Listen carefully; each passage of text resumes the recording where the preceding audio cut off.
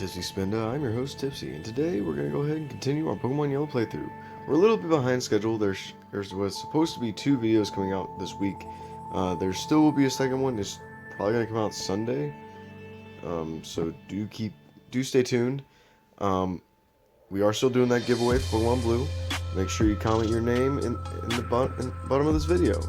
Go ahead and comment your name and give me, your name so I can put you in a drawing.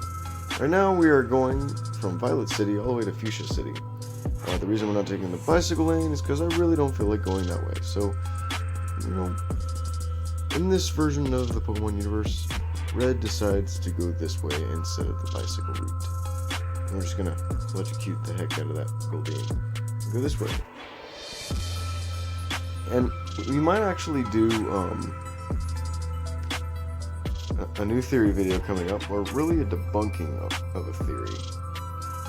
You see, I've always had an issue with the whole baby Kangaskhan being or a Cubone being a baby Kangaskhan, mostly because of the skull, but I also have a problem with it being an unlit Charmander, because, well, it's a ground type, not a fire type. So, we'll talk more about that in that debunking theory video. Though at the moment, we're just going to play this. So yeah, here we are. Anyways, so for those of you who don't know, we have been, well, doing a little giveaway of Pokemon Blue. So if you want Pokemon Blue for the Game Boy, please, for the love of Arceus, or Lord Helix if you're a Gen 1er, please, go ahead, subscribe, comment your name, so I can, or before August 25th. So you have 4 more days. Well, as of the making of this video, it might be 2 more days, depending on whenever this gets uploaded. 3 more days. Sorry, my math is really crappy. We're gonna use Poke Flute, and before anyone asks, no, we're not catching Snorlax because of the rules. If you want to know what the rules are, watch one of the previous videos. I explain them in depth in every video so far. Well, specifically every video in this series.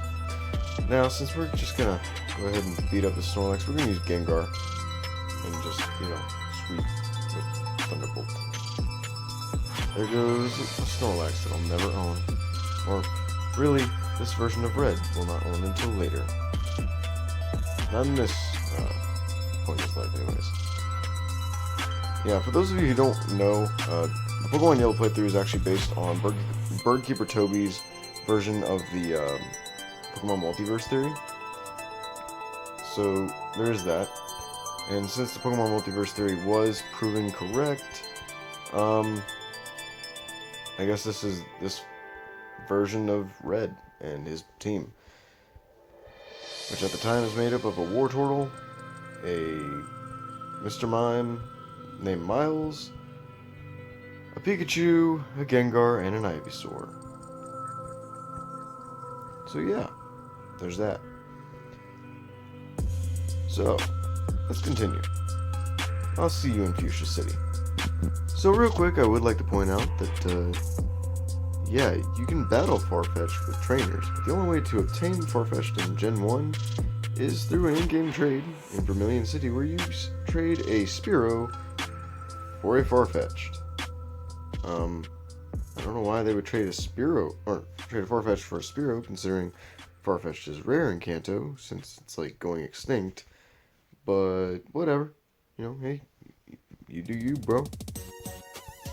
The reason I, wanted to go ahead and talk about that is because I think it's kind of interesting how the in-game trades are super rare Pokemon for not super rare Pokemon.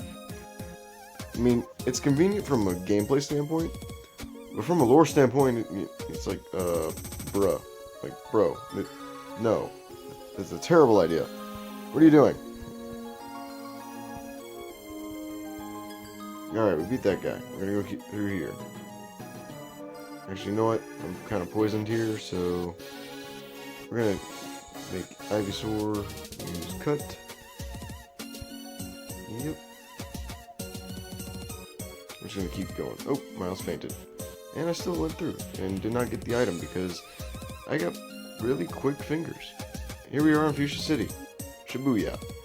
Now, what's so cool about Fuchsia City is, well, kind of 2 major things from a gameplay standpoint, and 3 major things from a lore standpoint. As far as,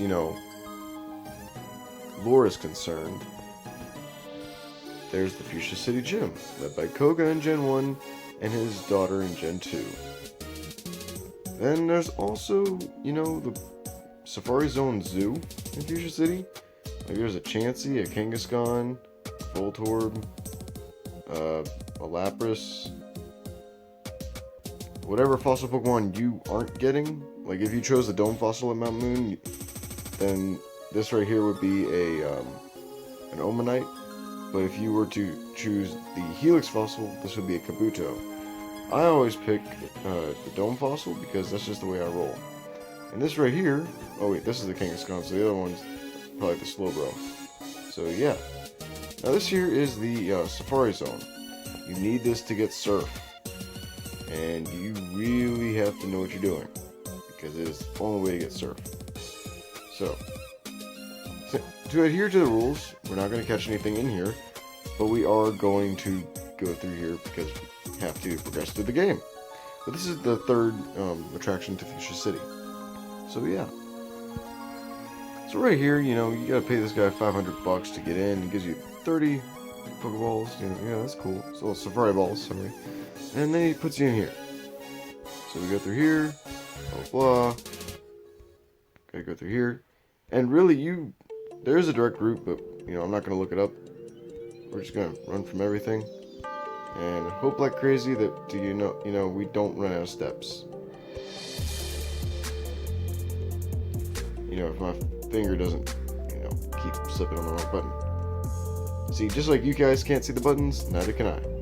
So there's that. Oh dear, there's another needle run.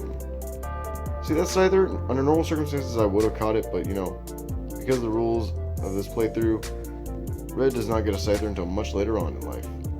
At the very least, after he's already become champion. So we're gonna go here and hope like crazy we can get out. Oh crap, what have I done? What have I done? So, yeah, there was that.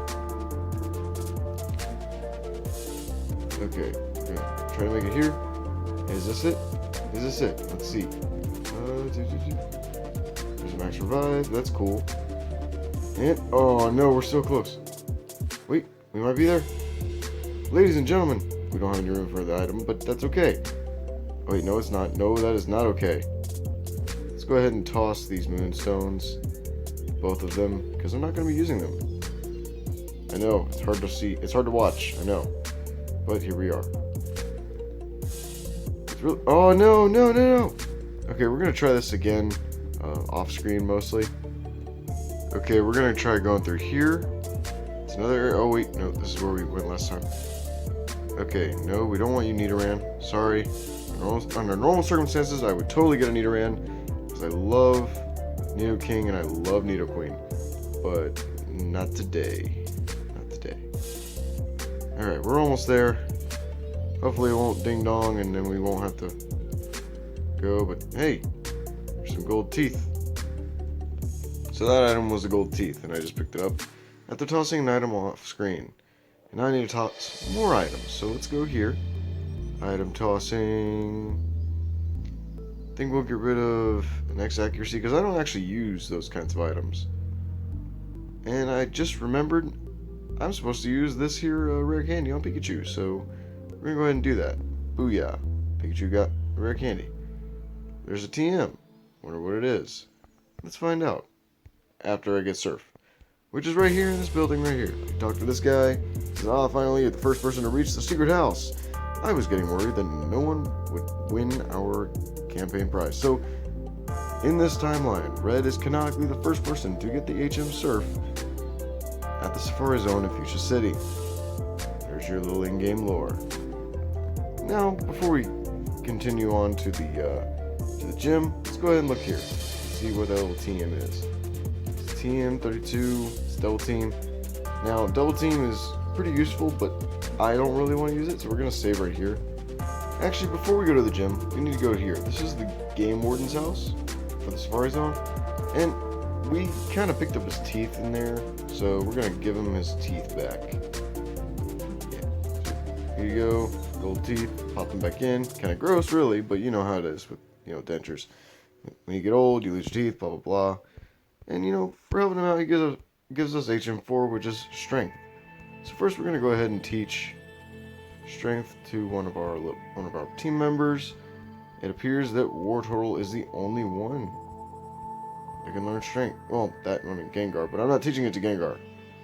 I would rather Blastoise have it. And since Bite is a normal type move in Gen 1, we're going to replace it with another normal type move, that being strength. We're also going to teach it Surf because, well, it's our only water type. So there's that.